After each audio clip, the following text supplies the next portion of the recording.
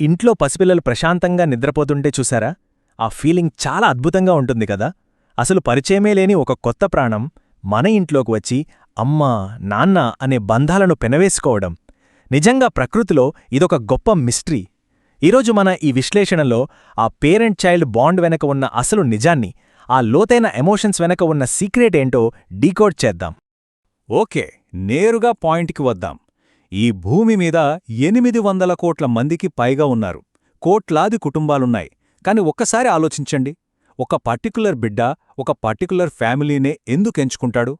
కొందరి పిల్లలు పుట్టగానే ఆ ఇంట్లో అదృష్టం, సంతోషం వెల్లువెతుకాయి. మరికొందరు పుడితే కష్టాలు మొదలవుతాయి. అసలు ఈ ఆత్మలు తమ ఫ్యామిలీను ఎలా సెలెక్ట్ చేసుకుంటాయి? ఈ బేసిక్ క్వశ్చన్ చాలా చాలా ఇంట్రెస్టింగ్గా ఉంటుంది. వినడానికి ఆశ్చర్యంగా ఉన్నా ఈ ప్రశ్నకు సమాధానం వెతకడానికి మనం 3 వేర్వేరు రంగాలను చూడబోతున్నాం. అవేంటంటే సైకియాట్రీ, మన ప్రాచీన గ్రంథాలు, ఇంకా modern psychology.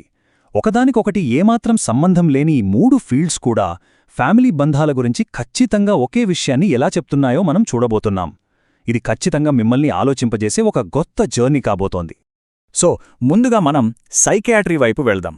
Doctor Michael Newton అనే ఫేమస్ సైకియాట్రిస్ట్ చేసిన వర్క్ గురించి ఇక్కడ మనం తెలుసుకోవాలి. ఆయన పాస్ట్ లైఫ్ రిగ్రెషన్ అంటే హిప్నోథెరపీ ద్వారా వేలాది మంది పేషెంట్లను వాళ్ల గత జన్మల జ్ఞాపకాల్లోకి తీసుకెళ్లారు. ఆ సెషన్స్లో ఆయన రికార్డ్ చేసిన డేటా ఎన్నో మైండ్ బ్లోయింగ్ నిజాలను బయటపెట్టింది. డాక్టర్ న్యూటన్ రాసిన జర్నీ ఆఫ్ సోల్స్ బుక్లో మన ఆలోచనలనే మార్చేసే ఒక పాయింట్ ఉంటుంది. అదేంటంటే మనం పిల్లల్ని సృష్టించడం కాదు, ఆత్మలే తమకు ఎలాంటి పేరెంట్స్ కావాలో సెలెక్ట్ చేసుకుంటాయట. అవును, మీరు విన్నది కరెక్టే. ఒక ప్రాణం భూమి మీదకు రాకముందే తన ఆత్మ ఎదుగుదలకు ఎలాంటి లెసన్స్ కావాలో డిసైడ్ చేసుకుని దానికి తగ్గ వాతావరణాన్ని స్వయంగా తానే ఎంచుకుంటుంది. ఇది కొంచెం క్లియర్గా అర్థం చేసుకోవాలంటే, ఉదాహరణకు ఒక ఆత్మ తన లైఫ్ జర్నీలో కష్టం లేదా పోరాటం అంటే ఏంటో నేర్చుకోవాలనుకుందనుకోండి. అప్పుడది కావాలనే ఉద్దేశపూర్వకంగా ఒక పేద కుటుంబంలో జన్మిస్తుంది. ఎందుకంటే ఆ ఆర్థిక ఇబ్బందుల్లో మాత్రమే ఆ ఆత్మకి ఆ లైఫ్ లెసన్ దొరుకుతుంది. ఇదేదో పొరపాటున జరిగేది కాదు, పక్కాగా జరిగే సెలెక్షన్. అలాగే ఇది ఇంకొక సినారియోని కూడా బ్యూటిఫుల్గా ఎక్స్ప్లెయిన్ చేస్తుంది. ఒక ఆత్మ ప్రేమ లేకపోవడం అనే పాఠం నేర్చుకోవాలనుకోండి.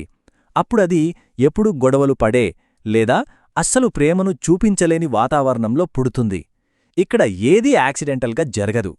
ఏ ఆత్మకు ఏ పాఠం కావాలో చూసుకుని మరీ అక్కడికొస్తుందన్నమాట. సైకియాట్రీ చెప్తున్న ఈ యాంగిల్ని మనం సమ్మరైజ్ చేసుకుంటే ఒక అద్భుతమైన నిజం అర్థమవుతుంది.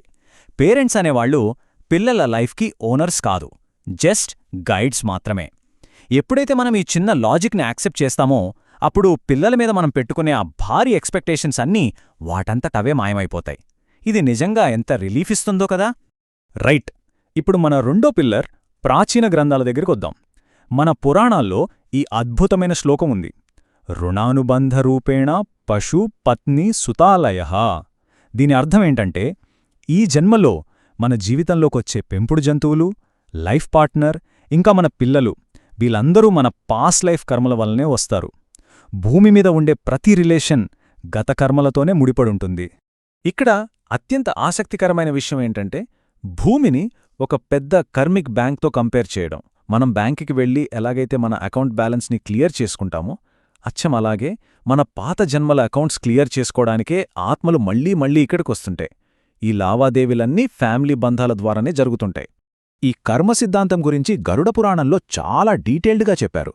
వాళ్ళేమంటారంటే, పాత జన్మల కర్మలను బట్టి ఒక ఇంట్లో పుట్టే పిల్లల్ని మెయిన్గా 4 రకాలుగా కేటగరైజ్ చేయొచ్చు. ఆ 4 రకాలేంటో ఇప్పుడు తెలుసుకుందాం. ఇవి విన్నాక బహుశా మీ చుట్టుపక్కల ఫ్యామిలీస్లో జరిగే చాలా విషయాలకు మీకు లాజిక్ దొరకొచ్చు. అందులో ఫస్ట్ కేటగిరీ శత్రురూప పిల్లలు. ఎప్పుడో గత జన్మలో ఎవరికైనా ఘోరమైన అన్యాయం జరిగినప్పుడు లేదా వాళ్ల ఆస్తి లాక్కున్నప్పుడు ఆ ఆత్మే తిరిగి ఈ జన్మలో వాళ్ల ఇంట్లోనే పిల్లలుగా పుడుతుంది.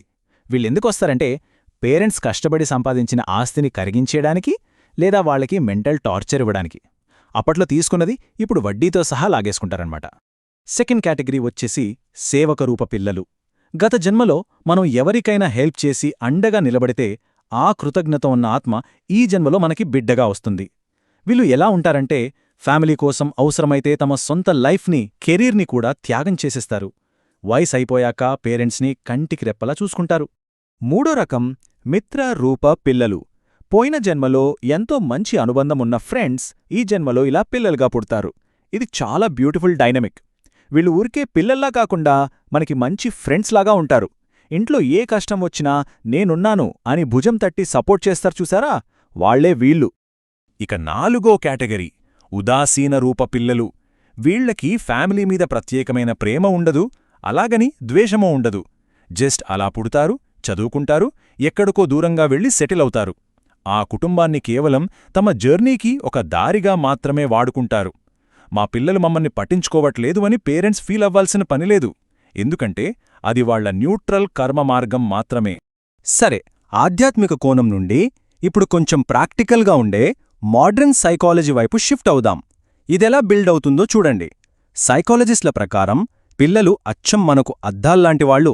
మనలో ఉన్న లోపాలనో, మనం సరిదిద్దుకోవాల్సిన విషయాలనో మన పిల్లల ప్రవర్తన ఎంతో క్లియర్గా చూపిస్తుంది.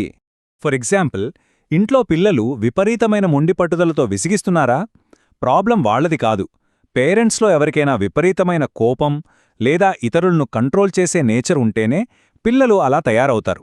ఎందుకంటే ఆ కంట్రోలింగ్ని బ్రేక్ చేసి పేరెంట్స్కి కాస్త ఓపిక నేర్పించడానికే పిల్లలు అలా బిహేవ్ చేస్తుంటారని సైకాలజీ చెప్తుంది. దీనికి ఎగ్జాక్ట్ ఆపోజిట్ సినారియో కూడా చూద్దాం. కొంతమంది పేరెంట్స్కి తమ ఇమోషన్స్ని బయటపెట్టడం రాదు, రిజర్వ్డ్గా ఉంటారు. అలాంటి వాళ్లకి చాలా ఎమోషనల్గా, ఎఫెక్షనేట్గా ఉండే పిల్లలు పుడతారు. అన్కండిషనల్ లవ్ అంటే ఏంటో వాళ్ళకు చూపించడానికి, వాళ్లలో ఉన్న భయాలను పోగొట్టడానికే ఈ కాంబినేషన్ పుడుతుంది. సో పిల్లలు సరిగ్గా ప్రవర్తించట్లేదు అనగానే వాళ్ళని వెంటనే మార్చేయాలని మనం ట్రై చేస్తాం కదా. కానీ సైకాలజిస్టులు ఏమంటున్నారంటే, పిల్లల బిహేవియర్లో ప్రాబ్లం ఉందంటే దాని వెనక పేరెంట్స్ లోపలి స్ట్రెస్, వాళ్ళ పెంపకంలో ఉన్న లోపాలు దాగి ఉంటాయి.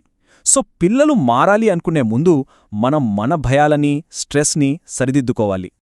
ఇవన్నీ చూశాక మనం ఖచ్చితంగా మాట్లాడుకోవాల్సిన ఒక క్రూషియల్ పాయింట్కి వద్దాం. ఫేమస్ ఫిలాసఫర్ ఖలీల్ జిబ్రాన్ ఒక అద్భుతమైన మాట చెప్పారు. మీ పిల్లలు మీ వాళ్లు కాదు, వాళ్లు మీ ద్వారా వచ్చారంతే, మీ నుండి కాదు. నిజంగా చెప్పాలంటే పెంపకం యొక్క అసలు అర్థాన్ని ఇంతకంటే కవితాత్మకంగా ఎవరూ చెప్పలేరు. ఆయన చెప్పిన బ్యూటిఫుల్ మెటఫర్ని కొంచెం డీకోడ్ చేద్దాం. ఇక్కడ పేరెంట్స్ అనేవాళ్లు ఒక స్థిరమైన విల్లులాంటివాళ్లు. పిల్లలు ఆ విల్లు నుంచి భవిష్యత్తులోకి దూసుకెళ్లే బాణాలలాంటివాళ్లు. ఆ బాణం ఎంత ఫోర్స్తో ముందుకు వెళ్ళాలి అనేది మనం విల్గా ఎంత స్ట్రాంగ్ బేస్ని ఇచ్చామన్నదానిపైనే డిపెండ్ అవుతుంది. ఇందులో ఇంకొక యాంగిల్ కూడా ఉంది. అదే డివైన్ ఆర్చర్, అంటే ఆ సృష్టికర్త. ఈ దైవిక శక్తి పిల్లలనే బాణాలను ఫ్యూచర్లోకి వెదలడానికి పేరెంట్స్ని ఒక విల్లులా వాడుకుంటుంది అంతే. అంతేకాని ఆ బాణం ఎక్కడికి వెళ్ళాలి, దాని టార్గెట్ ఏంటి అనేది విల్లు ఎప్పుడూ కంట్రోల్ చేయలేదు. దీన్ని అర్థం చేసుకోవటమే అసలైన పేరెంటింగ్. సో ఇప్పటిదాకా మనం చూసిన సైకియాట్రీ, పురాణాలు, సైకాలజీ, ఈ మూడింటి నుంచి మనం తీసుకోవాల్సిన కీ పాయింట్స్ ఏంటంటే, పిల్లలకి ఎలాంటి షరతులు లేని స్వచ్ఛమైన ప్రేమనివ్వండి, వాళ్లకొక మంచి గైడ్లాగా ఉండండి, అండ్ మోస్ట్ ఇంపార్టెంట్లీ మీ సొంత ఆలోచనలను వాళ్లమీద అస్సలు రుద్దకండి. వాళ్లకంటూ నేర్చుకునే స్వేచ్ఛనివ్వండి. పిల్లల్ని మన గుప్పిట్లో ఉంచుకోవాలనే ఆ కంట్రోలింగ్ నేచర్ని వదిలేయడమే ఫ్యామిలీగా మనం వాళ్లకిచ్చే అతి పెద్ద గిఫ్ట్.